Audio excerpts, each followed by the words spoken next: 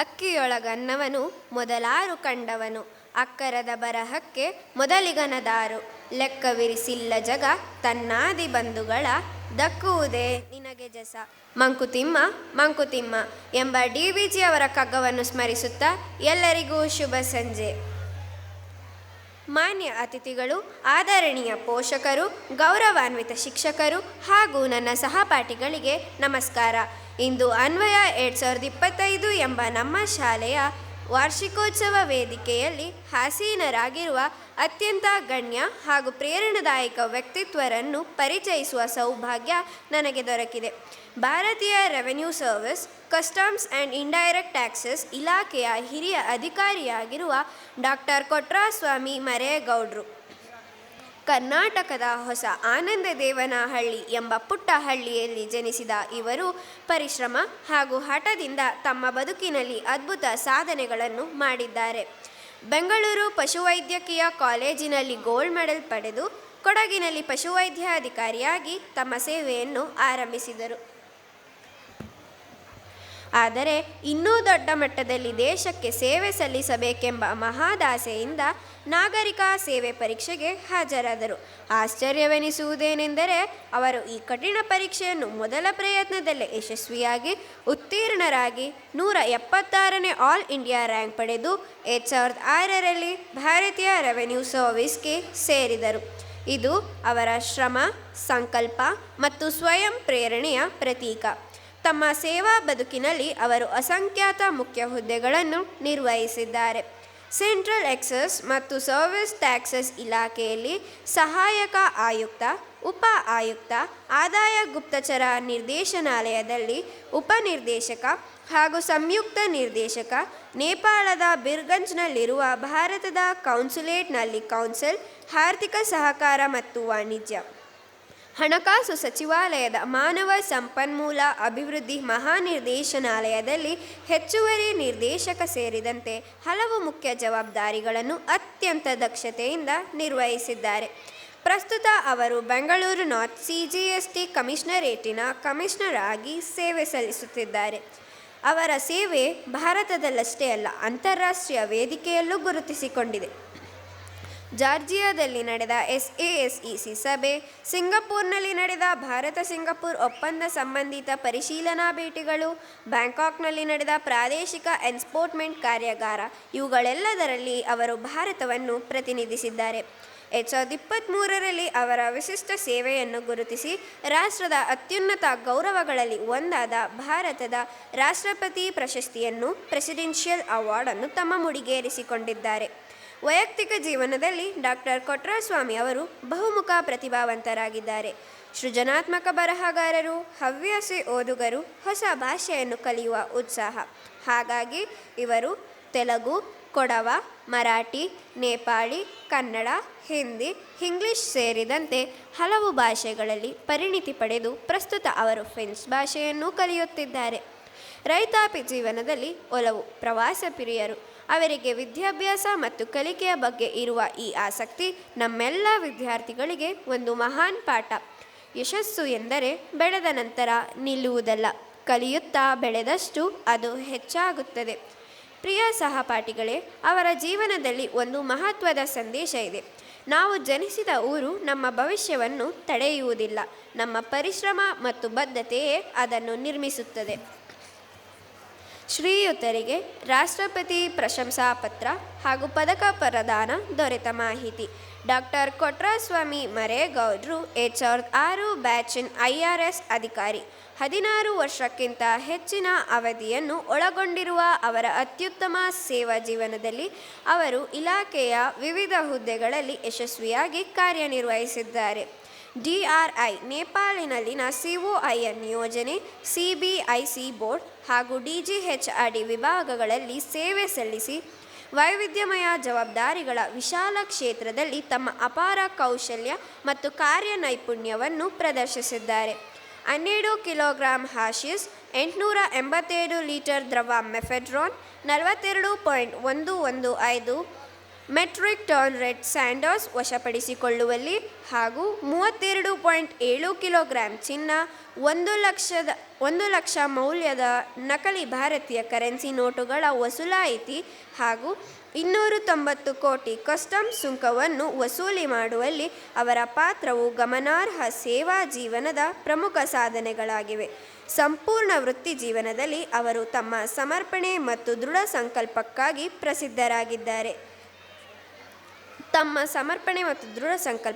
ಪ್ರಸಿದ್ಧರಾಗಿದ್ದಾರೆ.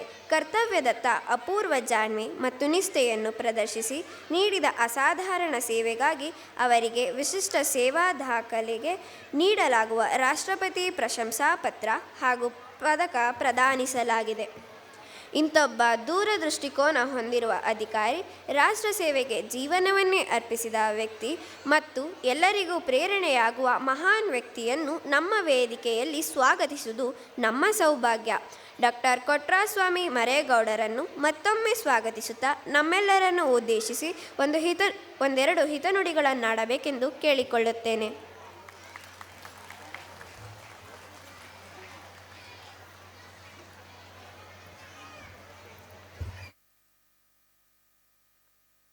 ನಮಸ್ಕಾರ.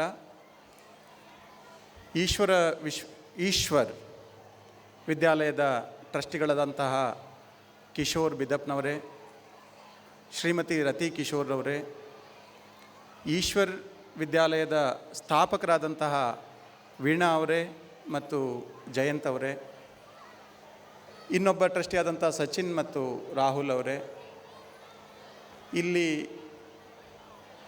ಈ ಕಾರ್ಯಕ್ರಮದಲ್ಲಿ ಉಪಸ್ಥಿತರಿರ್ತಕ್ಕಂತಹ ಮೈಸೂರು CGST ಅಡಿಷನಲ್ ಕಮಿಷನರ್ ಶಕ್ತಿ ಅವರೇ ಮತ್ತು ಇಲ್ಲಿ ನಡೆದಂತಹ ಎಲ್ಲ ಪೋಷಕರೇ, ವಿದ್ಯಾರ್ಥಿಗಳೇ ಮತ್ತು ಸಿಬ್ಬಂದಿ, ಬೋಧಕೇತರ ಸಿಬ್ಬಂದಿಯವರೇ,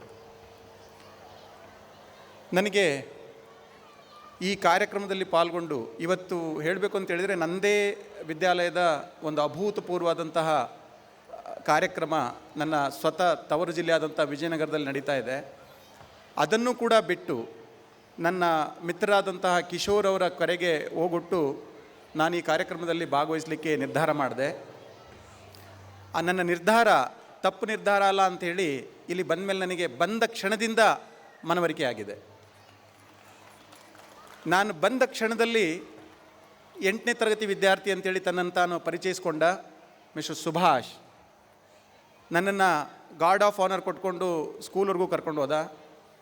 ಅಲ್ಲಿಂದ ಪಂಚಕನ್ಯೆಯರು, ನಮ್ಮ ವಿದ್ಯಾರ್ಥಿನಿಯರು ಪೂರ್ಣ ಕುಂಭ ಸ್ವಾಗತದೊಂದಿಗೆ ಇಲ್ಲಿಗೆ ಬರಮಾಡಿಕೊಂಡ್ರು.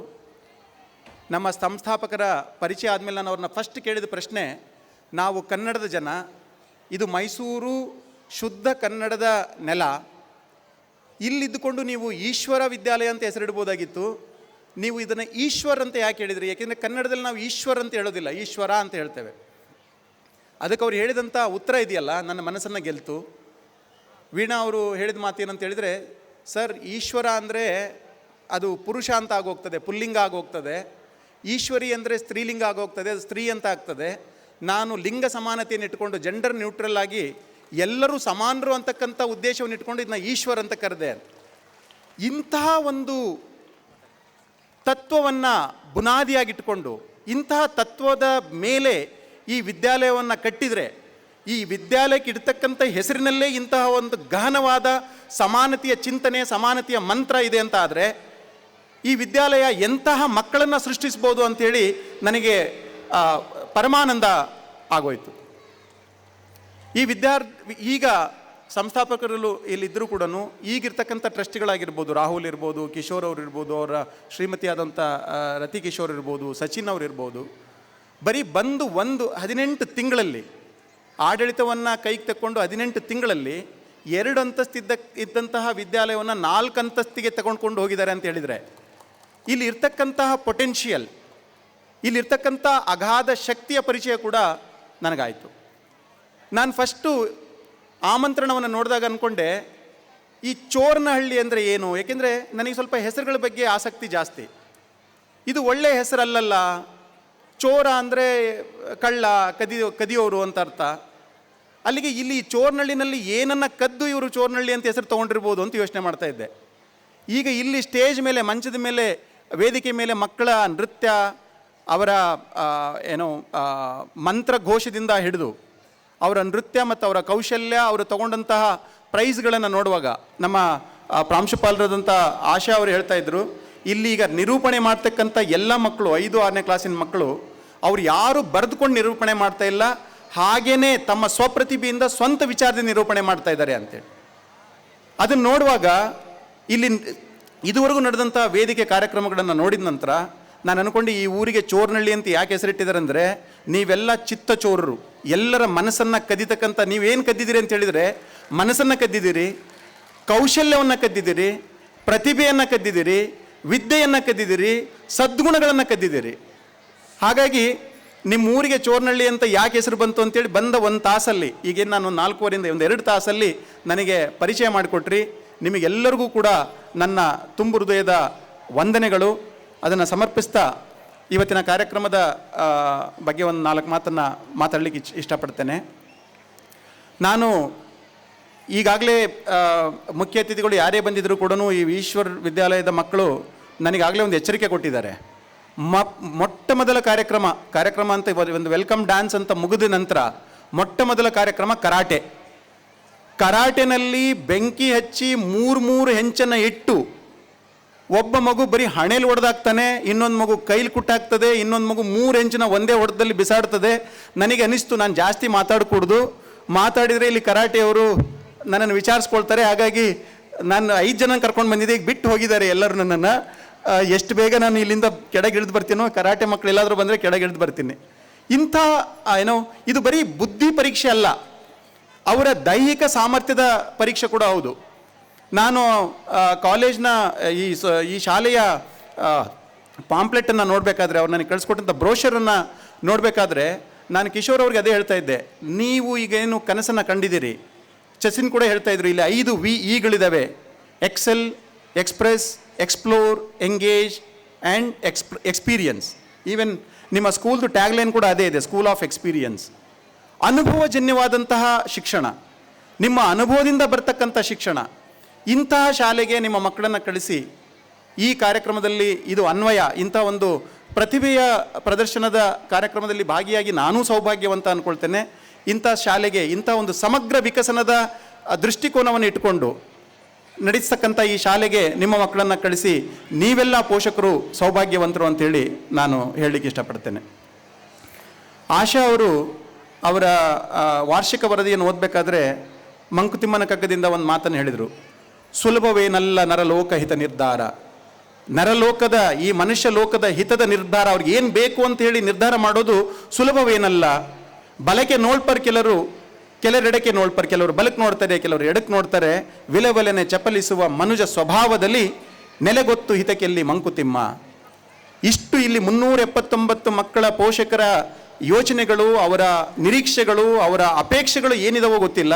ಅವೆಲ್ಲ ಅಪೇಕ್ಷೆಗಳನ್ನು ಸುಲಭವೇನಲ್ಲ ನರಲೋಕ ಹಿತ ನಿರ್ಧಾರ, ನಿಮ್ಮ ಹಿತದ ನಿರ್ಧಾರ ಏನು ಅಂತೇಳಿ ಗೊತ್ತಿಲ್ಲದಂಥ ಅಂಥ ಒಂದು ಕ್ಲಿಷ್ಟಕರವಾದ ವಿಷಯವನ್ನು ತೆಕ್ಕೊಂಡು ಇವತ್ತು ನಿಮ್ಮೆಲ್ಲರ ಹಿತಕ್ಕೂ ಒಗ್ಗುವಂತಹ ಒಂದು ಶಾಲೆಯನ್ನು ನಡೆಸೋದು, ಒಂದು ಶಾಲೆಯನ್ನು ಕಟ್ಟೋದು, ಒಂದು ಶಾಲೆಯನ್ನು ಕಟ್ಟಿ ಬೆಳೆಸೋದು ಅದು ಸುಲಭದ ಮಾತೇನಲ್ಲ.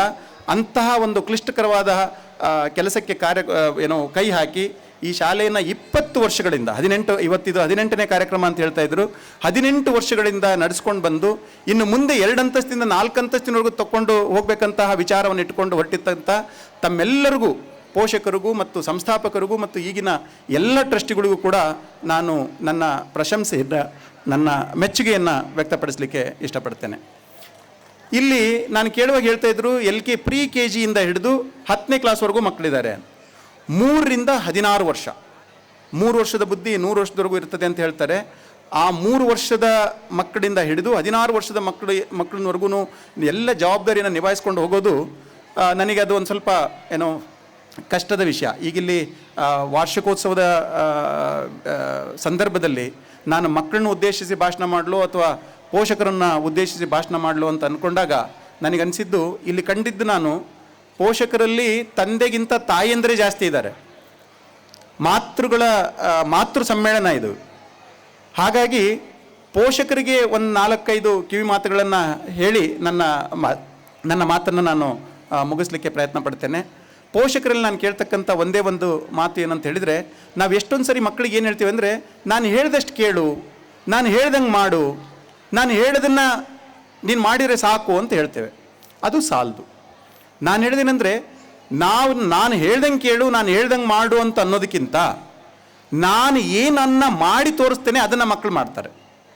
ಹಾಗಾಗಿ ಪೋಷಕರಲ್ಲಿ ನಂದು ಒಂದೇ ಒಂದು ಕಳಕಳೆಯ ವಿನಂತಿ ಏನಂತ ಹೇಳಿದರೆ, ನೀವು ಟಿ ವಿ ನೋಡ್ಕೊಂಡು ಕೂತ್ಕೊಂಡು, ನೀವು ಯಾವುದೋ OTT ಸೀರೀಸನ್ನು ನೋಡ್ಕೊಂಡು ಕೂತ್ಕೊಂಡು, ನೀವು ಮೊಬೈಲನ್ನು ಕೈಲಿಟ್ಕೊಂಡು ಮಕ್ಕಳಿಗೆ ಓದಿ ಅಂತ ಹೇಳಬೇಡಿ. ಯಾಕೆ ಈ ಮಾತನ್ನು ಹೇಳ್ತಾ ಇದ್ದೀನಿ ಅಂದರೆ, ನಾವು ಸಾಧಾರಣವಾಗಿ ಎಲ್ಲೋ ಯಾರೋ ಒಬ್ಬ ಏನೋ ಒಳ್ಳೆ ಇಂಟ್ರೆಸ್ಟಿಂಗ್ ಮೂವಿ ನೋಡ್ತಾ ಇದ್ದೀವಿ, ಯಾರ್ದೋ ಕಾಲ್ ಬಂತು, ಮಗ ಅಲ್ಲೇ ಕೂತಿರ್ತಾನೆ, ಫೋನು ಹೊಡ್ಕೊಳ್ತಾ ಇರ್ತದೆ, ಅವನಿಗೆ ಹೇಳ್ತೇವೆ ನಾವು, ಅಪ್ಪ ಇಲ್ಲ ಅಂತ ಹೇಳ್ಬಿಡು, ಅಪ್ಪ ಬ್ಯುಸಿ ಇದ್ದಾರೆ ಅಂತ ಹೇಳ್ಬಿಡು, ಇಲ್ಲ ಈ ಥರದೊಂದು ಏನಾದರೂ ಒಂದು ಸುಳ್ಳು ನೆಪನ ಹೇಳ್ತೇವೆ. ಮಕ್ಕಳನ್ನು ಕಲ್ತ್ಕೊಳ್ತಾರೆ. ಅದಕ್ಕೆ ನಿಮಗೆ ಒಂದು ಸಣ್ಣ ಉದಾಹರಣೆ ಕೊಡ್ತೇನೆ. ಒಂದು ಮಗು ಶಾಲೆಯಲ್ಲಿ ಸುಳ್ಳು ಹೇಳಿ ನಮ್ಮ ತಾತ ಸತ್ತೋಗ್ಬಿಟ್ಟಿದ್ದಾರೆ ಅಂತ ಹೇಳ್ಬಿಟ್ಟು ಸುಳ್ಳು ಹೇಳಿ ಮನೇಲಿತ್ತು. ಹಳ್ಳಿ ಶಾಲೆ, ಟೀಚರು ಆ ಮನೆಗೆ ಬಂದರು. ಅವ್ರ ಅಜ್ಜ ನೋಡ್ದ, ಅಜ್ಜನಿಗೆ ಗೊತ್ತಿತ್ತು ಈ ಮಗು ಸುಳ್ಳು ಹೇಳಿ ಇವತ್ತು ಶಾಲೆಯಿಂದ ತಪ್ಪಿಸ್ಕೊಂಡಿದೆ ಅಂತೇಳಿ. ಅವ್ರ ತಾತ ಇದ್ರಲ್ಲ, ಅವ್ರು ಹೇಳಿದ್ರು, ನೋಡಯ್ಯ ನಿಂದು ಸ್ಕೂಲ್ ಟೀಚರ್ ಮನೆಗೆ ಬರ್ತಾ ಇದ್ದಾರೆ, ನೀನು ನೋಡಿದರೆ ಸುಳ್ಳು ಹೇಳ್ಕೊಂಡು ಏನೋ ಸುಳ್ಳು, ಅವ್ರಿಗೆ ಗೊತ್ತಿಲ್ಲ ಏನು ಸುಳ್ಳು ಹೇಳಿದೆ ನೀವು ಅಂತೇಳಿ, ನೀ ಸುಳ್ಳು ಹೇಳಿ ಮನೇಲಿ ಕೂತಿದೀಯಾ, ಟೀಚರ್ ಬಂದರೆ ನೀನು ಸಿಕ್ಕಾಕೊಳ್ತೀಯಾ ಅಂತೇಳಿ, ಅದಕ್ಕೆ ಎಲ್ಲಾದ್ರೂ ಹೋಗಿ ಅಡಿಕ್ಕೋ, ಎಲ್ಲಾದ್ರೂ ಹೋಗಿ ಬಚ್ಚಿಟ್ಕೋ ಅಂತ ಹೇಳ್ತಾರೆ. ಈ ಮಗು ಏನು ಹೇಳ್ತದೆ ಗೊತ್ತಾ, ತಾತ ಬಚ್ಚಿಟ್ಕೋಬೇಕಾಗಿರೋದು ನಾನಲ್ಲ ನೀನು, ಯಾಕೆ ಅಂತೇಳಿದ್ರೆ ನಮ್ಮ ತಾತ ಸತ್ತಿದ್ದಾರೆ ಅಂತೇಳಿ ನಾನು ಇವತ್ತು ರಜೆ ತೊಗೊಂಡು ಬಂದಿರೋದು. ನಿಮ್ಮನ್ನು ನೋಡಿದರೆ ಅಯ್ಯೋ ಇವನು ತಾತ ಸತ್ತಿದ್ದಾರೆ ಅಂತ ಹೇಳಿದ್ರು, ನೋಡಿದ್ರೆ ತಾತ ಇಲ್ಲಿದ್ದಾರೆ ಅಂತೇಳಿ ನಿಮ್ಮನ್ನು ನೋಡೋರಿಗೆ ಆಶ್ಚರ್ಯ ಆಗ್ತದೆ, ಭೂತ ಗೀತ ಅನ್ಕೊಂಡ್ಬಿಟ್ಟವರು, ಮೊದಲು ನೀವು ಹೋಗಿ ಬಚ್ಚಿಟ್ಕೊಳ್ಳಿ ಏನು. ಯಾಕೆ ಈ ಮಾತನ್ನು ಹೇಳ್ತಾ ಇದ್ದೀನಿ ಅಂತ ಹೇಳಿದ್ರೆ, ನಾವು ಏನನ್ನ ಮಾತಾಡ್ತೇವೆ, ಮಕ್ಕಳಿಗೆ ಸುಳ್ಳನ್ನು ಅವ್ರ ಪಾಡಿಗೆ ಅವ್ರು ಕಲಿಯೋದಿಲ್ಲ. ನಾವು ಏನನ್ನ ನಾವು ಆಚರಣೆ ಮಾಡ್ತೇವೆ, ನಾವು ಏನನ್ನ ಮಾಡ್ತೇವೆ, ನಾವು ಏನನ್ನ ಯಾವ ರೀತಿಯಲ್ಲಿ ನಮ್ಮನ್ನು ನಡೆಸ್ಕೊಳ್ತೇವೆ ಅದನ್ನು ನೋಡಿ ಮಕ್ಕಳು ಕಲಿತಾರೆ. ಶಾಲೆಯಲ್ಲಿ ಒಂದು ಟೀಚರು, ಇಂಗ್ಲೀಷ್ ಟೀಚರ್ ಪಾಠ ಮಾಡ್ತಾಯಿದ್ರು. ನಮ್ಮ ಆಶಾ ಅವ್ರು ಹೇಳ್ತಾ ಇದ್ರು, ನನ್ನ ಇಂಟ್ರೊಡಕ್ಷನ್ ಕೊಡಬೇಕಾದ್ರೆ ನಾನೆಲ್ಲ ಇಂಗ್ಲೀಷಲ್ಲಿ ಬರೆದು ಕೊಟ್ಟಿದ್ದನ್ನು ಅವ್ರು ಎಷ್ಟು ಸೊಗಸಾಗಿ ಕನ್ನಡಕ್ಕೆ ಭಾಷಾಂತರ ಮಾಡಿದ್ದಾರೆ ಅಂತ ಹೇಳಿದರೆ ನನಗೆ ಆಶ್ಚರ್ಯ ಆಯಿತು, ಇಷ್ಟು ಚಂದ ಇದನ್ನ ಕನ್ನಡದಲ್ಲಿ ಬರಿಬೋದಿತ್ತಾ ಅಂತೇಳಿ. ಇಂಗ್ಲೀಷ್ ಟೀಚರ್ ಪಾಠ ಮಾಡಬೇಕಾದ್ರೆ ಅವರಿಗೆ ಟ್ರಾನ್ಸ್ಲೇಷನ್ ಕಲಿಸ್ತಾ ಇದ್ರು ಇಂಗ್ಲೀಷನ್ನು. ಏನಂದರೆ ಒಂದು sentence, coffee is spilled over table, coffee table ಮೇಲೆ ಚೆಲ್ಲಿದೆ. ಈ ಸೆಂಟೆನ್ಸನ್ನು ಕೊಟ್ಬಿಟ್ಟು ಇಂಗ್ಲೀಷ್ ಟೀಚರು ಮಗುನ ಕರೆದು ಹೇಳ್ತಾರೆ, ಇದನ್ನ ನಿನ್ನ ಮಾತೃಭಾಷೆಯಲ್ಲಿ ಭಾಷಾಂತರ ಮಾಡು, ಇದನ್ನ ಟ್ರಾನ್ಸ್ಲೇಟ್ ಮಾಡು. ಮಗು ಕೇಳ್ತು, ಏನು ಹೇಳಬೇಕಿತ್ತು, coffee is spilled over table. ಮಗು ಕೇಳ್ತು, ಅವ್ರು ಕನ್ನಡದಲ್ಲಿ ಮಾಡು ಅಥವಾ ತೆಲುಗುನಲ್ಲಿ ಮಾಡು, ಬೆಂಗಾಲಿನಲ್ಲಿ ಮಾಡು ಅಂತ ಹೇಳಿ, ನಿನ್ನ ಮಾತೃಭಾಷೆಯಲ್ಲಿ ಮಾಡು ಅಂತ ಹೇಳಿದ್ರು. ಆ ಮಗು ಕೇಳ್ತು, ಮಾತೃಭಾಷೆ ಅಂದರೆ ನಮ್ಮಮ್ಮ ಮಾತಾಡೋ ಭಾಷೆನಾ? ಹೌದು, ಆ ಭಾಷೆಯಲ್ಲಿ ಹೇಳು. ಅದು ಏನು ಹೇಳಬೇಕಾಗಿತ್ತು, ಕಾಫಿ ಟೇಬಲ್ ಮೇಲೆ ಚೆಲ್ಲಿದೆ ಅಂತ ಹೇಳಬೇಕಾಗಿತ್ತು. ಅದು ಏನು ಹೇಳ್ತದೆ ಗೊತ್ತಾ, ಅಯ್ಯೋ ನಿನ್ನ ಕೈ ಮುರಿದು ಹೋಗ, ನಿನಗೇನು ಗೊತ್ತು ಗುರಿ ಇಲ್ಲೇನೋ, ಒಂದು ಕೆಲಸ ನೆಟ್ಟಗೆ ಮಾಡೋಕ್ಕೆ ಗೊತ್ತಿಲ್ಲ, ಎಲ್ಲ ನಿಮ್ಮ ಅಪ್ಪನ ಬುದ್ಧಿನೇ ಬಂದ್ಬಿಟ್ಟತೆ, ಏನು ಕೆಲಸ ಹೇಳಿದ್ರು ಎಲ್ಲ ಇಂಥದೇ ಹಾಳು, ಬರಲಿ ನಿಮ್ಮ ಅಪ್ಪಂಗೆ ಹೇಳ್ತೀನಿ ಅವನೇ ಕ್ಲೀನ್ ಮಾಡಲಿ ಅಂತ. ಟೀಚರ್ ಬೆರಗಾದ್ರು. ಯಾಕೆ ಈ ಮಾತನ್ನು ಹೇಳ್ತೇನೆ ಅಂದರೆ, ಅದಕ್ಕೆ ಮಾತೃಭಾಷೆ ಅಂತ ಹೇಳಿದ್ರೆ ನಾವು ಮಾತಾಡ್ತ ಕನ್ನಡ ಅಂತ ಅರ್ಥ ಆಗಲಿಲ್ಲ, ನಮ್ಮ ಅಮ್ಮ ಹೆಂಗೆ ಮಾತಾಡ್ತಾರೆ ಅದು ಅರ್ಥ ಆಗ್ತದೆ. ಅದಕ್ಕೆ ಇಲ್ಲೆಲ್ಲ ಮಾತೃ ಹೃದಯಗಳು ತುಂಬ ಇದ್ದೀರಿ, ಏನೋ ಎಲ್ಲ ತಾಯಂದರು ಜಾಸ್ತಿ ಇದ್ದೀರಿ. ಅದಕ್ಕೋಸ್ಕರ ದಯವಿಟ್ಟು ತಾವಾಗಿಯೇ ಮೇಲ್ಪಂಕ್ತಿಯನ್ನು ಏನು ಹಾಕ್ತಿರೋ, ತಾವು ಮಕ್ಕಳ ಮುಂದೆ ಏನನ್ನ ವರ್ತನೆ ಮಾಡ್ತಿರೋ, ತಾವು ಮಕ್ಕಳ ಜೊತೆ ಎಂಥ ಸಂಭಾಷಣೆಯನ್ನು ಮಾಡ್ತಿರೋ ಅದಕ್ಕೆ ತಕ್ಕನಾಗಿ ಮಕ್ಕಳು ಬೆಳೀತಾರೆ. ಹಾಗಾಗಿ ದಯವಿಟ್ಟು ತಾವು ಬರೀ ತಾಯಿ ಮಾತ್ರ ಅಲ್ಲ, ತಾಯಿ ಏನೋ ಮನೆಯೇ ಮೊದಲ ಪಾಠಶಾಲೆ, ತಾಯಿಯೇ ಮೊದಲ ಗುರು ಅಂತ ಹೇಳ್ತಾರೆ. ಇದು ಈಶ್ವರ ವಿದ್ಯಾಲಯದಲ್ಲಿ ಮಕ್ಕಳು ಕಲಿಯತಕ್ಕಂಥದ್ದು ಎಷ್ಟಿದೆಯೋ ಗೊತ್ತಿಲ್ಲ, ಅದಕ್ಕಿಂತ ಹೆಚ್ಚು ತಾಯಂದ್ರಿಂದ, ತಾಯಿಯೇ ಮೊದಲ ಗುರು ಮತ್ತು ಮನೆ ಮೊದಲ ಪಾಠಶಾಲೆ ಆಗಿರೋದ್ರಿಂದ ನೀವು ಮಕ್ಕಳಿಗೆ ಏನನ್ನು ಕಲಿಸ್ತೀರಿ ಅನ್ನೋದನ್ನು ಬರೀ ಶಿಕ್ಷಕರ ಮೇಲೆ ಬಿಟ್ಬಿಡೋದಲ್ಲ, ನೀವು ಮಕ್ಕಳಿಗೆ ಏನನ್ನು ಕಲಿಸ್ತೀರಿ ಅಂತಕ್ಕಂಥದ್ದು ಕೂಡ ತುಂಬ ಮುಖ್ಯ. ಅದರ ಬಗ್ಗೆ ತಾವು ಗಮನ ಕೊಡಬೇಕು. ಮತ್ತು ಮಂಕುತಿಮ್ಮಂದೇ ಇನ್ನೊಂದು ಮಾತಿದೆ, ಏನಂತ ಹೇಳಿದರೆ ಅವ್ರದ್ದು ಇನ್ನೊಂದು ಕಗ್ಗ ಇದೆ. ಏನಂದರೆ, ಹೊಸ ಚಿಗುರು ಹಳೆ ಬೇರು ಕೂಡಿರಲು ಮರ ಸೊಬಗು. ನಮ್ಮ DVG ಅವರು ಹೇಳ್ತಾರೆ, ಹೊಸ ಚಿಗುರು ಹಳೆ ಬೇರು ಕೂಡಿರಲು ಮರ ಸೊಬಗು, ಹೊಸ ಯುಕ್ತಿ ಹಳೆ ತತ್ವದೊಡಗೂಡಿ ಧರ್ಮ, ಋಷಿ ವಾಕ್ಯದೊಡನೆ ವಿಜ್ಞಾನ ಕಲೆ ಮೇಳವಿಸೆ, ಜಸವು ಜನಜೀವನಕ್ಕೆ ಮಂಕುತಿಮ್ಮ. ಋಷಿ ವಾಕ್ಯದೊಡನೆ ವಿಜ್ಞಾನ ಕಲೆ ಇವೆಲ್ಲವೂ ಬೇಕು ನಮಗೆ. ಅದಕ್ಕೆ ಅನ್ವರ್ಥವಾಗಿ ಇವತ್ತು ಅನ್ವಯ ಅಂತೇನು ಹೆಸರಿಟ್ಕೊಂಡು ಈ ಕಾರ್ಯಕ್ರಮವನ್ನು ಮಾಡ್ತಾ ಇದ್ದಾರೆ. ಆ ಮಾತಿಗೆ ಮಂಕುತಿಮ್ಮನ DVG ಅವರ ಕಗ್ಗ ಏನಿದೆ ಆ ಮಾತಿಗೆ ಅನ್ವರ್ಥ ಆಗೋ ರೀತಿಯಲ್ಲಿ ಹೊಸ ಯುಕ್ತಿ ಹಳೆ ದೊಡಗೂಡೆ ಧರ್ಮ ದೃಷಿ ವಾಕ್ಯದೊಡನೆ ವಿಜ್ಞಾನ ಕಲೆ ಮೇಳವಿಸೆ ಜಸವು ಜನಜೀವನಕ್ಕೆ ಮಂಕುತಿಮ್ಮ ಅಂತೇನು ಅವ್ರು ಹೇಳಿದ್ದಾರೆ. ಆ ಮಾತಿಗೆ ತಕ್ಕಾಗೆ ನಾನು LKG ಪ್ರಿ-KG ಮಕ್ಕಳದು ಡಾನ್ಸ್ ನೋಡಿದೆ. ಏನು ಚಿಕನ್ ಟೊಕ ಟೊಕ. ಇಲ್ಲಿ ಫಸ್ಟ್ ಅವ್ರ ಕಾರ್ಯಕ್ರಮ ಏನಂದ್ರೆ ಚಿಕನ್ ಟೊಕ ಟೊಕ. ಅದಕ್ಕೆ ಮೊದಲು ಮಕ್ಕಳು ಎಷ್ಟು ನಿರರ್ಗಳವಾಗಿ ಏನೋ ಇದನ್ನ ಪುಷ್ಪ ಮಂತ್ರವನ್ನು ಹೇಳಿದರೆ ಅಂತ ಹೇಳಿದರೆ ಯೋಪಾಂ ಪುಷ್ಪಂ ವೇದ ಪುಷ್ಪವಾನ್ ಪ್ರಜಾವಾನ್ ಪಶುವಾನ್ ಭವತಿ ಚಂದ್ರಮಾವ ಆಪಾಂ ಪುಷ್ಪಂ ಪುಷ್ಪವಾನ್ ಪ್ರಜಾವಾನ್ ಪಶುವಾನ್ ಭವತಿ. ಇದನ್ನೂ ಅಷ್ಟೇ ಸೊಗಸಾಗಿ ಹೇಳ್ತಾ ಇದ್ದಾರೆ. ಚಿಕನ್ ಟೊಕ ಟೊಕನೂ ಅಷ್ಟೇ ಸೊಗಸಾಗಿ ಮಾತಾಡ್ತಾ ಇದ್ದಾರೆ. ಹಾಗಾಗಿ ಇಲ್ಲಿ ಹೊಸ ಯುಕ್ತಿ ಹಳೆ ತತ್ವದೊಡಗೂಡೆ ಧರ್ಮ ಅಂತಕ್ಕಂಥ ಮಾತನ್ನ ಈಶ್ವರ ವಿಶ್ವವಿದ್ಯಾಲಯದ ಮಕ್ಕಳು ಮತ್ತು ಇಲ್ಲಿರ್ತಕ್ಕಂಥ ಶಿಕ್ಷಕರು, ಇಲ್ಲಿರ್ತಕ್ಕಂಥ ನಮ್ಮ ಎಲ್ಲಕ್ಕಿಂತ ಮುಖ್ಯವಾಗಿ ಪ್ರಾಂಶುಪಾಲರು ಮತ್ತು ನೀವು ಪೋಷಕರು ನಿಮ್ಮೆಲ್ಲರ ಸಮಗ್ರ ಶಕ್ತಿಯನ್ನು ಒಗ್ಗೂಡಿಸಿ ಈ ಅನ್ವರ್ಥ ನಾನು DVG ಅವ್ರದ್ದು ಅದನ್ನು ನೋಡ್ಕೊಂಡಾಗೆಲ್ಲ ಹೇಳ್ತಾ ಇದ್ದೆ. ಹಳೆ ಹೊಸ ಚಿಗುರು ಹಳೆ ಬೇರು ಅಂತ ಹೇಳಿದಾಗೆಲ್ಲ ನಾನು ಪೋಷಕರು ಮಕ್ಕಳನ್ನ ಯಾವ ಥರ ಬೆಳೆಸಬೇಕು ಅಂತ ಯೋಚನೆ ಮಾಡ್ತಾ ಇದ್ದೆ. ಆದರೆ ಇವತ್ತು ವೇದಿಕೆ ಮೇಲೇ ಹೊಸ ಚಿಗುರಿಗೆ ಹಳೆ ಬೇರನ್ನ ಸೇರಿಸ್ಬಿಟ್ಟು ಮಕ್ಕಳೇ ಹೇಗೆ ಒಂದು ಹೊಸ ಅರ್ಥವನ್ನು ಕೊಟ್ಟರು ಅಂಥೇಳಿ ನನಗೆ ಅಷ್ಟು ಸಂತೋಷ ಆಗಿದೆ. ಇನ್ನು ಇಲ್ಲಿರ್ತಕ್ಕಂಥ ಮಕ್ಕಳಿಗೆ ಪೋಷಕರಿಗೆ ನಾನು ಹೇಳ್ತಕ್ಕಂಥ ಇನ್ನೊಂದು ವಿಷಯ ಏನು ಅಂತ ಹೇಳಿದರೆ, ಶಾಲೆ ಅಂತಕ್ಕಂಥದ್ದೇನಿದೆ ಅದು ಒಂದು ಪ್ರಯೋಗ ಶಾಲೆ ಇದ್ದ ಹಾಗೆ. ಅದನ್ನು ನೀವೊಂದು ಸೂರ್ಯ ಅಂತ ಇಟ್ಕೊಳ್ಳಿ. ಸೂರ್ಯ ಶಾಲೆ ಯಾವ ಮಕ್ಕಳಿಗೂ ಭೇದ ಭಾವ ಮಾಡೋದಿಲ್ಲ. ಯಾವ ಮಕ್ಕಳಿಗೆ ಕರೆದುಕೊಂಡೋಗಿ 100ಕ್ಕೆ 100 ಇಲ್ಲೊಂದು ಪ್ರೈಸ್ ತೊಗೊಂಡು ಮಕ್ಕಳುಗಳು ಬಂದರು. ಎಲ್ಲ ಅವರು ನಮ್ಮ ಆಶಾ ಅವರು ಹೇಳ್ತಾ ಇದ್ದರು, ಇವರೆಲ್ಲ 100ಕ್ಕೆ 100 ಅಂಕಗಳನ್ನ ಪಡೆದವರು, ಇವರು ಎಲ್ಲಕ್ಕಿಂತ ಹೆಚ್ಚು ಅಂಕಗಳನ್ನ ಪಡೆದವರು. ಆ ಮಕ್ಕಳಿಗೆ ಸಪ್ರೇಟಾಗಿ ಕರ್ಕೊಂಡೋಗಿ ಏನೋ ಅವ್ರು ಬೋಧನೆಯನ್ನು ಮಾಡಲಿಲ್ಲ. ಅವರಿಗೆ ಸಪ್ರೇಟಾಗಿ ಒಂದು ಪಠ್ಯಕ್ರಮವನ್ನು ನಿರೂಪಿಸಿ ಅವ್ರಿಗೇನೋ ಇನ್ನೂ ಖಾಸಗಿಯಾಗಿ ಏನು ಶಿಕ್ಷಣವನ್ನು ಕೊಡಲಿಲ್ಲ. ಇದೇ ಶಾಲೆಯಲ್ಲಿ ಇದೇ ತರಗತಿಯಲ್ಲಿ ಅದೇ ಬೋಧಕರ ಜೊತೆ ಕೂತು ಮಕ್ಕಳು ಒಬ್ಬ 100 ಮಾರ್ಕ್ಸ್ ತೊಗೊಳ್ತಾನೆ, ಒಬ್ಬ 90 ತೊಗೊಳ್ತಾನೆ, ಒಬ್ಬ 60 ತೊಗೊಳ್ತಾನೆ.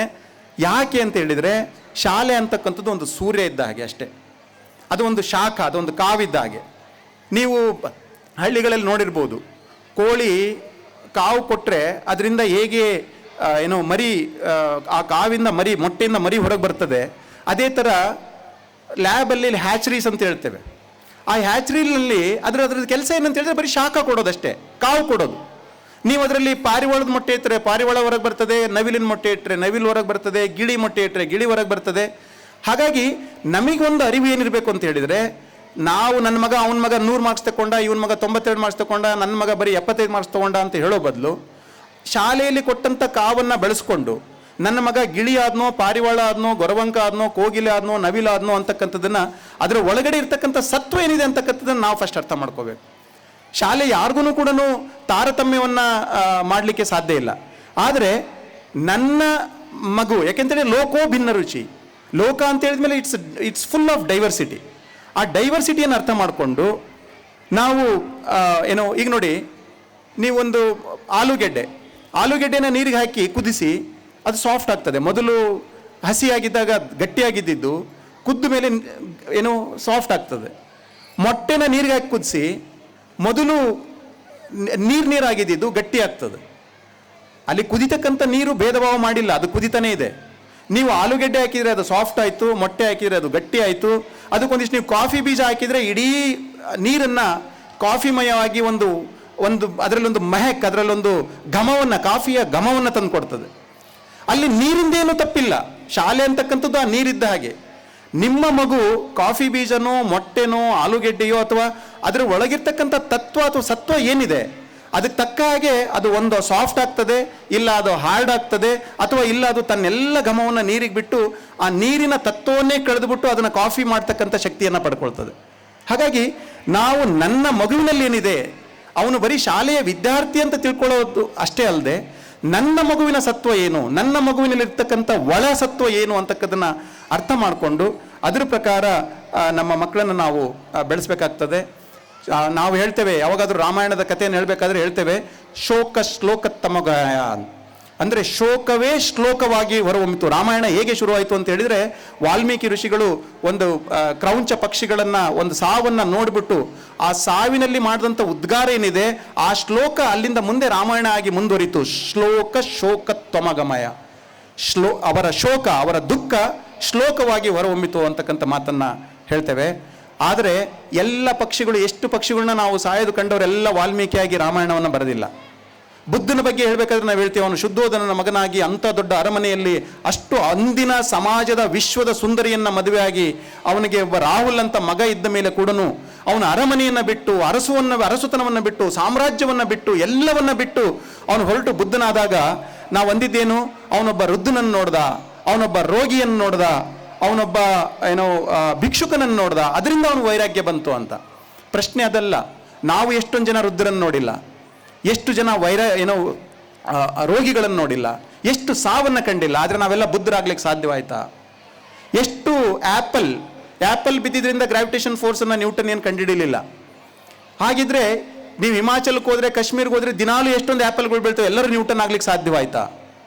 ಹಾಗಾಗಿ ಶಾಲೆ ಅಂತಕ್ಕಂಥದ್ದು ಒಂದು ಸೂರ್ಯನ ಥರ, ವಿಶ್ವಾಮಿತ್ರ, ಅದು ಎಲ್ಲರಿಗೂ ಕೊಡಬೇಕಾದಂಥ ಗುಣಗಳನ್ನು ಎಲ್ಲರಿಗೂ ಕೊಡ್ತದೆ.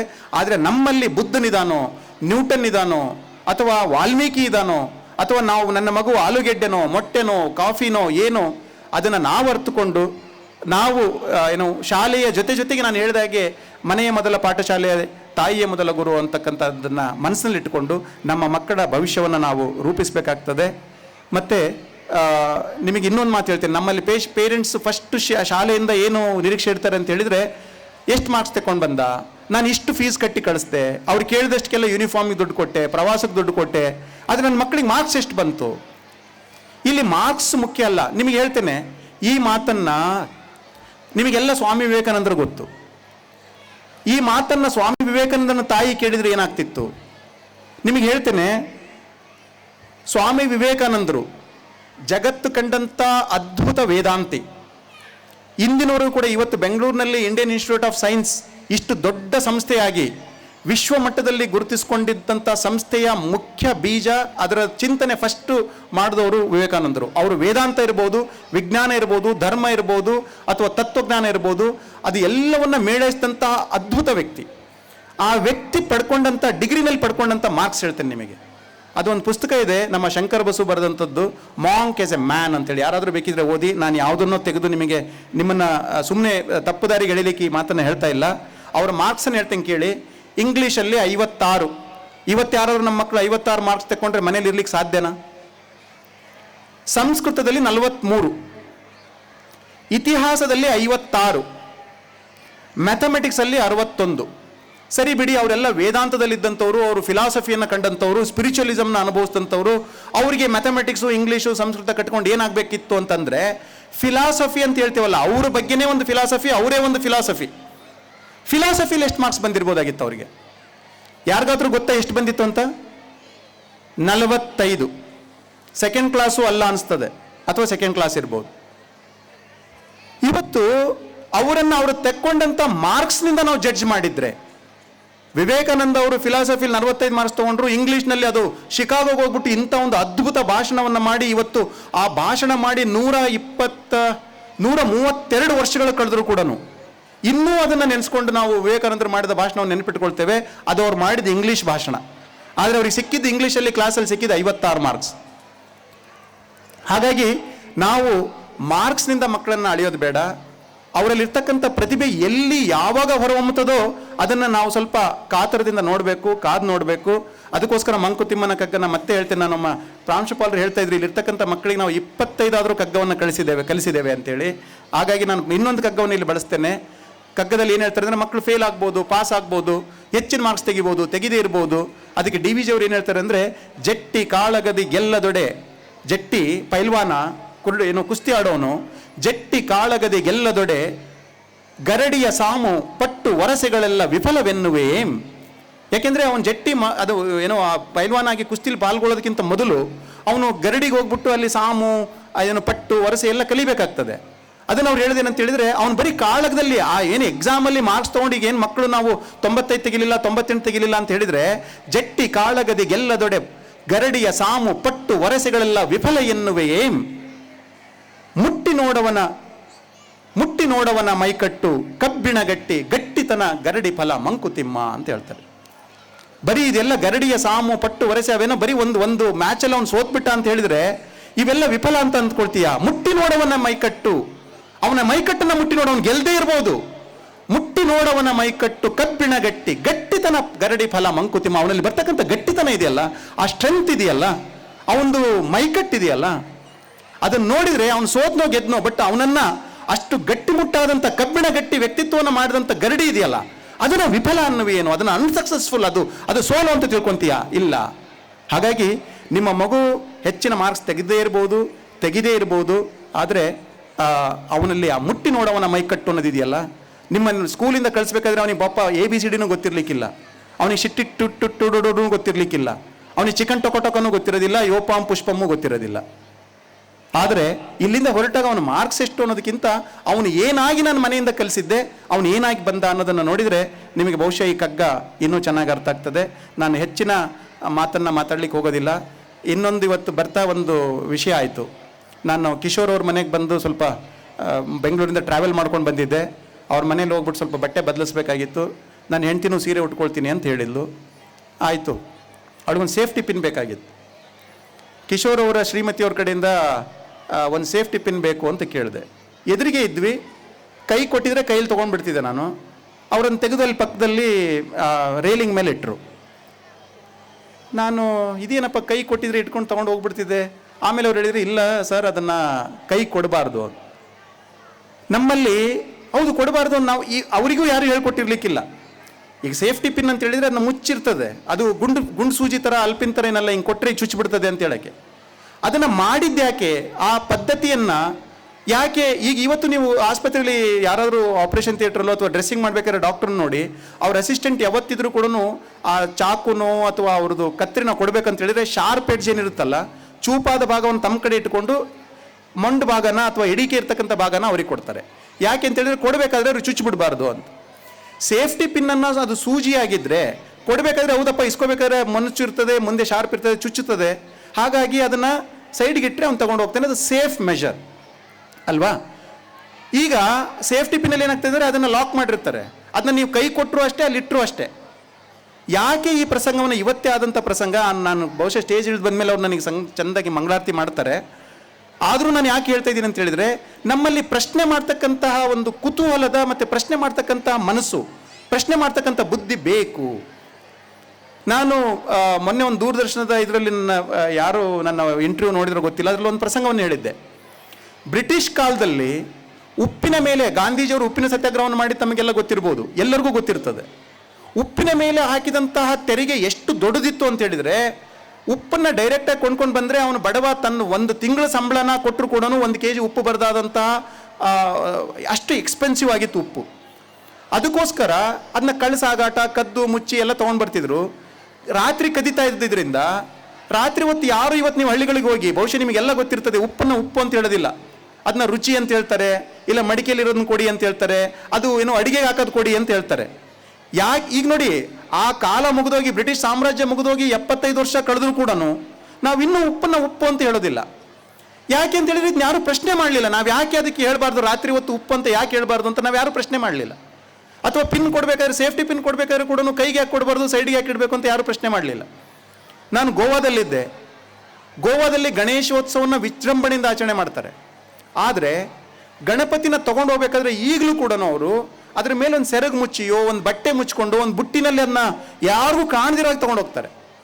ಅದೇ ನೀವು ಬೆಳಗಾವಿಗೆ ಹೋಗಿ, ಬೆಂಗಳೂರಿಗೆ ಹೋಗಿ, ಕೊಡಗಿಗೆ ಹೋಗಿ, ಅಥವಾ ಇಲ್ಲಿ ಮೈಸೂರಲ್ಲೇ ನೋಡ್ಕೊಳ್ಳಿ, ಗಣಪತಿಯನ್ನು ಆ ವಿಗ್ರಹವನ್ನು ಮಾಡಿದಂಥ ಅಂಗಡಿಯಿಂದ ಮನೆ ತೊಗೊಂಡು ಬರಬೇಕಾದ್ರೆ ವಿಜೃಂಭಣೆಯಿಂದ ಡೊಳ್ಳು ಬಾರಿಸ್ಕೊಂಡು ಕುಣ್ಕೊಂಡು ತುಂಬ ಡಾನ್ಸ್ ಮಾಡ್ಕೊಂಡೆಲ್ಲ ಕರ್ಕೊಂಡ್ಬರ್ತೀವಿ. ಯಾಕೆ?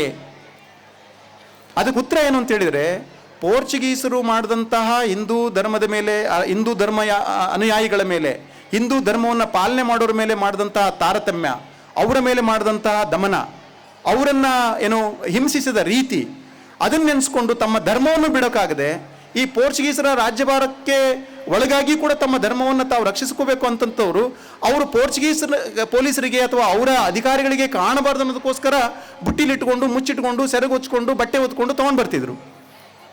ಇವತ್ತು ನಾವು ಅದನ್ನು ಇಲ್ಲಪ್ಪ ಹಿರಿಯರು ಮಾಡಿದ್ದು ಅಂತ ಹೇಳ್ಬಿಟ್ಟು ಮಾಡ್ಕೊಂಡು ಬರ್ತಾ ಇದ್ದೀವಿ.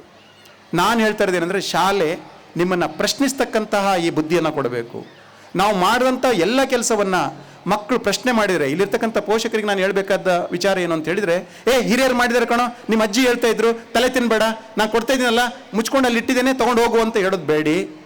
ಅದರ ಹಿಂದಿನ ತತ್ವ ಏನು, ಅದು ನಡೆದು ಬಂದಂಥ ಇತಿಹಾಸ ಏನು, ಅದರ ಪರಂಪರೆ ಏನು ಅಂತಕ್ಕಂಥದ್ದನ್ನು ಮಕ್ಕಳಿಗೆ ಮನವರಿಕೆ ಮಾಡಿ ಅವ್ರ ಪಾಡಿಗೆ ಅವರು ಅದನ್ನು ತಿಳ್ಕೊಂಡು ಹೋಗ್ತಾರೆ. ಇದಕ್ಕೊಂದು ಉದಾಹರಣೆ ಹೇಳ್ತೇನೆ. ಹಿಂದೆ ಅಗತ್ಯತೆಗೆ ಅನುಗುಣವಾಗಿ ಅವರು ಏನನ್ನಾದರೂ ಮಾಡಿರ್ತಾರೆ. ಅದನ್ನು ಪಾಲನೆ ಮಾಡೋಕೆ ಮೊದಲು ನಾವು ಅದನ್ನು ಪ್ರಶ್ನೆ ಮಾಡಬೇಕಾದಂತಹ ಗುಣಧರ್ಮವನ್ನು ನಾವು ಮಕ್ಕಳಿಗೆ ನಾವು ಫಸ್ಟು ಕಲ್ತ್ಕೋಬೇಕು, ಮಕ್ಕಳಿಗೆ ಆಮೇಲೆ ಕಲಿಸ್ಬೇಕು. ನಿಮಗೊಂದು ಸಣ್ಣ ಎಕ್ಸಾಂಪಲ್ ಹೇಳ್ತೇನೆ. ಒಂದು ಆರ್ಮಿ ಹೆಡ್ ಕ್ವಾರ್ಟರ್ಸಲ್ಲಿ ಅವರಿಗೆಲ್ಲ ಡೆಪ್ಲಾಯ್ಮೆಂಟ್ ಮಾಡ್ತಾರೆ, ಯಾವ ಸೈನಿಕ ಎಲ್ಲಿ ನಿಂತ್ಕೊಂಡು ಕಾವಲು ಕಾಯಬೇಕು ಅಂತೇಳಿ. ಆ ಕಾವಲು ಕಾಯಿಸ್ಬೇಕಾದ್ರೆ ಒಂದು ಬೆಂಚ್ ಹತ್ರ ಒಬ್ಬ ಸೈನಿಕನ್ನ ಯಾವಾಗಲೂ ಹಾಕ್ತಾ ಇದ್ರು, ಇಲ್ಲೊಬ್ಬ ನಿಂತ್ಕೋಬೇಕು ಅಂತ. ಯಾರೋ ಒಬ್ಬ ಪ್ರಶ್ನೆ ಮಾಡ್ತಕ್ಕಂಥ ನನ್ನಂಥ ವ್ಯಕ್ತಿ ಬಂದ, ಅವನು ಕೇಳಿದ, ಇಲ್ಲೊಬ್ಬ ಸೈನಿಕ ಬೆಂಚ್ ಹತ್ರ ಯಾಕೆ ನಿಂತ್ಕೋಬೇಕು? ಅವನಿಗೂ ಗೊತ್ತಾಗಲಿಲ್ಲ. ಇಲ್ಲ ಸರ್, ಮೊದಲು ಮಾಡಿದ ಅಧಿಕಾರಿಗಳು ಮಾಡಿದಂಥ ನಿಯಮ ಇದು, ಅಲ್ಲಿ ನಿಲ್ಲಿಸಬೇಕು. ಇವನು ಮೊದಲು ಮಾಡಿದ, ಇವನಿಗೆ ಸುಮ್ಮನೆ ಒಪ್ಕೊಳ್ಳಿಕ್ಕೆ ತಯಾರಿಲ್ಲ. ಒಬ್ಬ ಮನುಷ್ಯಂದು ಸುಮ್ಮನೆ ಸಂಬಳ ಕೊಟ್ಟು ಅವನಿಗೆ ವೇಸ್ಟ್ ಆಗ್ತಾ ಇದೆಯಲ್ಲ, ಇಷ್ಟೊಂದು ಸುಮ್ಮನೆ ಅನವಶ್ಯಕವಾಗಿ ಯಾಕೆ ಪೋಲ್ ಮಾಡೋದು ಅಂತೇಳಿ ಅವನಿಗಿಂತ ಮೊದಲು ಅಧಿಕಾರಿ ಯಾರಿದ್ದ, ಆಫೀಸರ್ ಇದ್ದ, ಅವನಿಗೆ ಕೇಳ್ದ. ಅವನು ಹಿಂದೆ ಹೋಗಿ ನನಗೂ ಗೊತ್ತಿಲ್ಲ, ಮೊದಲು ಮಾಡ್ಕೊಂಬಂದಿರು, ನನಗೂ ಬಂದಿಲ್ಲ. ಮತ್ತು ಕೊನೆಗೆ ಆಗಲೇ ಒಬ್ಬ ರಿಟೈರ್ ಆಗಿ ಹಣ್ಣು ಮುದುಕಾಗಿರೋ ಒಬ್ಬ ಆಫೀಸರ್, 80-90 ವರ್ಷ ಆಗಿರೋ ಆಫೀಸರು, ಅವ್ರಿಗೆ ಕಾಲ್ ಹೋಯ್ತು. ಈಗ ಬಂದಿರತಕ್ಕಂಥ ಆಫೀಸರ್ ಕೇಳ್ತಿದ್ದಾರೆ, ಆ ಬೆಂಚ್ ಹತ್ರ ಒಬ್ಬ ಸೈನಿಕನ ಯಾವಾಗಲೂ ನಿಲ್ಲಿಸ್ತಿರಲ್ಲ, ಅದು ಯಾಕೆ ನಿಲ್ಲಿಸ್ತೀರಿ ಅಂತ ಕೇಳ್ತಾ ಇದ್ದಾರೆ. ಯಾರಿಗೂ ಉತ್ತರ ಗೊತ್ತಿಲ್ಲ. ಆ ವ್ಯಕ್ತಿ ಏನು ಹೇಳ್ತಾರೆ ಗೊತ್ತಾ, 85-90 ವರ್ಷ ಆದವರು, ಓ ಆ ಬೆಂಚ್ ದಿನ ಪೇಂಟ್ ಆರಿಲ್ವಾ? ಅವರು ಅಧಿಕಾರಿಯಾಗಿದ್ದಾಗ ಆ ಬೆಂಚಿಗೆ ಪೇಂಟ್ ಮಾಡಿಸಿದ್ರು. ಯಾರಾದರೂ ಬಂದು ಅದ್ರ ಮೇಲೆ ಕೂತು ಬಟ್ಟೆ ಎಲ್ಲ ಹಾಳಾಗೋದು ಬೇಡ, ಪೇಂಟ್ ಮೆತ್ಕೊಂಡು ಹೋಗ್ಬಿಡ್ತದೆ ಅಂತೇಳಿ ಅವತ್ತೊಂದು ದಿನದ ಮಟ್ಟಿಗೆ ಅಲ್ಲಿ ಒಬ್ಬ ಸೈನಿಕ ಇರಲಿ, ಬಂದವ್ರನ್ನ ಎಚ್ಚರಿಸಲಿ, ಇಲ್ಲಿ ಕುತ್ಕೋಬೇಡಿ, ಅದು ಪೇಂಟ್ ಹತ್ತದೆ, ಅದು ಹಸಿ ಇದೆ ಅಂತ ಹೇಳಲಿ ಅಂತೇಳಿ ಅವತ್ತೊಬ್ಬ ಆ ಸೈನಿಕನನ್ನು ನಿಲ್ಲಿಸಿದ್ದು. ಈಗ 50 ವರ್ಷ ಕಳೆದರೂ ಕೂಡ ಅಲ್ಲಿ ಸೈನಿಕನ ಒಬ್ಬ ನಿಲ್ಲಿಸೋ ಜವಾಬ್ದಾರಿ. ಹಾಗಾಗಿ ನಾನು ಮಕ್ಕಳಿಗೆ, ತಾಯಂದ್ರಿಗೆ, ಇಲ್ಲಿರ್ತಕ್ಕಂಥ ಪೋಷಕರಿಗೆಲ್ಲ ಈ ಮಾತನ್ನು ಹೇಳ್ತಾ, ತಾವು ಮಕ್ಕಳನ್ನು ಪ್ರಶ್ನಿಸ್ತಕ್ಕಂಥ ಪ್ರಶ್ನೆಯನ್ನು, ಅವರಲ್ಲಿ ಸ್ವಂತಿಕೆಯನ್ನು, ಅವರಲ್ಲಿ ಕುತೂಹಲವನ್ನು ಮೂಡಿಸ್ತಕ್ಕಂಥದ್ದು, ಅವರಲ್ಲಿ ಎಷ್ಟು ಪ್ರಶ್ನೆಗಳಿದ್ದಾವೆ ಆ ಪ್ರಶ್ನೆಗಳಿಗೆ ಉತ್ತರ ಕೊಡತಕ್ಕಂಥದ್ದು, ಶಾಲೆಯ ಜೊತೆಗೆ ನಿಮ್ಮನ್ನು ಒಗ್ಗೂಡಿಸ್ಕೊಂಡು ಬೆಳೀತಕ್ಕಂಥದ್ದನ್ನು ತಾವೆಲ್ಲ ಮಾಡಿ. ನಾನು ಬಂದ್ಕೊಳ್ಳೆ ನೋಡಿದೆ, ಅಲ್ಲಿ 5 ಬಾವುಟಗಳಿದ್ದು ಶಾಲೆದು. ನಾನು ಫಸ್ಟ್ ಕೇಳಬೇಕು ಅಂದ್ಕೊಂಡಿದ್ದಿಲ್ಲ, ಯಾರಾದರೂ ಮಕ್ಕಳು ಸಿಕ್ಕರೆ, ಅಲ್ಲಯ್ಯ ನಿನಗೆ ನಾನು ಬರೀ ನೆಲ, ಮರುತ, ಅಂಬರ ಅಂದರೆ ಏನಾದರೂ ಹೇಳ್ತೀಯಾ ಅಂತ. ನೆಲ, ಮರುತ, ಅಂಬರ. ನಾನೇನಾದರೂ ಅವರಿಗೆ ಪೃಥ್ವಿ, ಆಕಾಶ, ವಾಯು ಅಂತ ಹೇಳಿಬಿಟ್ರೆ ಗೊತ್ತಾಗ್ತದೆ ನನ್ನ ಹೌಸ್ ಅಂತ. ನಾನು ನೆಲ, ಮರುತ, ಅಂಬರ ಅಂದರೆ ಗೊತ್ತಾಯಿತು ಅಂತ ಹೇಳಿದರೆ ಈ ಶಾಲೆ ಶಿಕ್ಷಣ ಕೊಡೋದ್ರಲ್ಲಿ ಸಾರ್ಥಕ ಆಗಿದೆ ಅಂತ ಅರ್ಥ. ಅಂಬರ ಅಂದರೆ ಆಕಾಶ, ಮರುತ ಅಂದರೆ ವಾಯು, ಗಾಳಿ, ನೆಲ ಅಂದರೆ ಪೃಥ್ವಿ, ಜಲ ಮತ್ತು ಅಗ್ನಿನ ಹಂಗೆ ಇಟ್ಕೊಂಡಿದ್ದಾರೆ. ನೆಲ, ಜಲ, ಅಗ್ನಿ, ಮರುತ, ಅಂಬರ ಇವುಗಳ 5 ತತ್ವಗಳ, ಪಂಚತತ್ವಗಳ ಸಮಾಗಮದಿಂದ ಈ ಸಂಸ್ಥಾಪಕರ ಅಷ್ಟು ದೊಡ್ಡ ಲಿಂಗ ಸಮಾನತೆಯ ವಿಚಾರಧಾರೆಯನ್ನು ಬುನಾದಿಯಾಗಿಟ್ಟುಕೊಂಡು ಈ ಸಂಸ್ಥೆ 18 ವರ್ಷಗಳಿಂದ ಇಲ್ಲಿ ಬೆಳೀತಾ ಇದೆ. ಇನ್ನು 2 ಅಂತಸ್ತಿಂದ 4 ಅಂತಸ್ತು ಆಗ್ತಾ ಇದೆ. 4ರಿಂದ 8 ಆಗಲಿ, 2 ಎಕರೆಯಿಂದ ಇನ್ನೊಂದು 16 ಎಕರೆಯಾಗಿ ಈಶ್ವರ ವಿದ್ಯಾಲಯ ಬೆಳೀಲಿ, ಬೆಳಗಲಿ. ತಾವೆಲ್ಲರೂ ಈ ಅನ್ವಯದ 100ನೇ ಸಂಚಿಕೆವರೆಗೂ ಕಾರ್ಯಕ್ರಮಗಳ ಅನ್ವಯ 100 ಸಂಚಿಕೆಗಳು ನಡೀತಕ್ಕಂಥ ಆಗಲಿ ಅಂತ ತಮಗೆಲ್ಲರಿಗೂ ಯಶಸ್ಸನ್ನು ಹಾರೈಸ್ತಾ, ನನ್ನನ್ನು ಇವತ್ತು ಮುಖ್ಯ ಅತಿಥಿಯಾಗಿ ಕರೆದು ಆಧರಿಸಿದ ತಮಗೆಲ್ಲರಿಗೂ ಕೂಡ ವಂದಿಸ್ತಾ ನನ್ನ 4 ಮಾತುಗಳನ್ನ ಮುಗಿಸ್ತೇನೆ. ಜೈ ಹಿಂದ್.